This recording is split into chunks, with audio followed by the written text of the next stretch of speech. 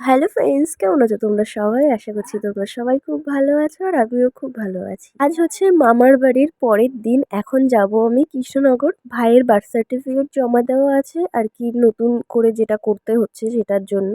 তো ওটাই গেছিলাম আনতে। তো বেশিক্ষণের কাজ ছিল না, ওখান থেকে সোজা চলে গেছিলাম বগুলাতে। বগুলায় একটু কেনাকাটা করার ছিল, এখন যাচ্ছি ফড়িংয়ে। তারপর যাব ওখান থেকে সরকার ফ্যাশন আপে যাব। আর আজকে আমার একটা দিদির মেয়ের জন্মদিন ছিল, তো ওরাও বলেছিল একটা জামা নিয়ে যেতে। সেটাও নিয়ে নিলাম, সব কিছু নিয়ে এখন বেরিয়ে পড়েছি। এখন যাব হচ্ছে কেক নিতে আর একটু কিছু খাবো, কারণ আমি সকাল থেকে কিচ্ছু খাইনি।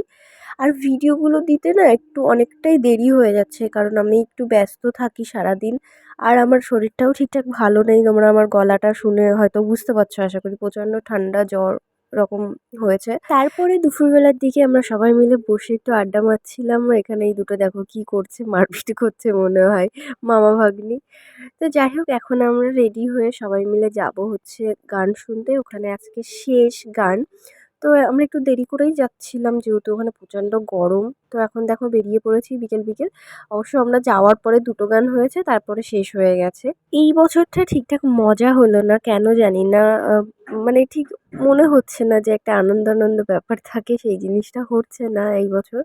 তো আমরা যাওয়ার পরে এখানে দাঁড়িয়েছিলাম, তারপরে আস্তে করে একটু ভিতরে ঢুকে গেলাম, দেখি সবাই নাচ করছে ওখানে।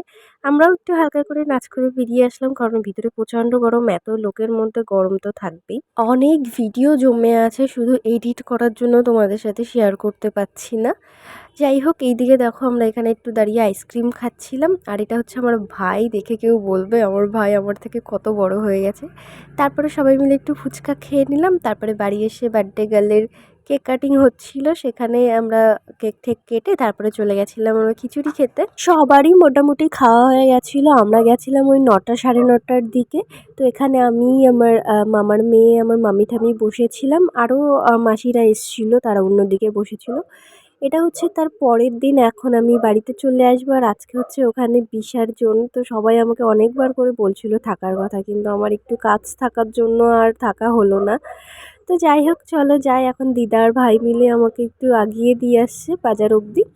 এখান থেকে আমি অটো বা বাস ধরে বগুলা, বগুলা থেকে রানাঘাট, রানাঘাট থেকে বনগাঁ, তারপর সোজা বাড়িতে। আর দেখো, আমার প্রাণ ভোমরাটাকেই আমি রেখে এসেছিলাম ফেস ওয়াশ। আমি মাসিদের বাড়িতে স্নান করে ফেস ওয়াশটা ওখানেই রেখে এসেছি। ভাগ্যিস আমি ব্যাগটা খুলে দেখেছিলাম, না হলে কি হতো বলো তো, বাড়িতে গিয়ে আমার আবার কিনতে হতো। আর এখন কেনার মতন আমার টাকা নেই এত দামি ফেস ওয়াশ। যাই হোক, আজকের মতন ভিডিওটা এই অবধি। দেখা হচ্ছে নেক্সট ভিডিওতে। টাটা।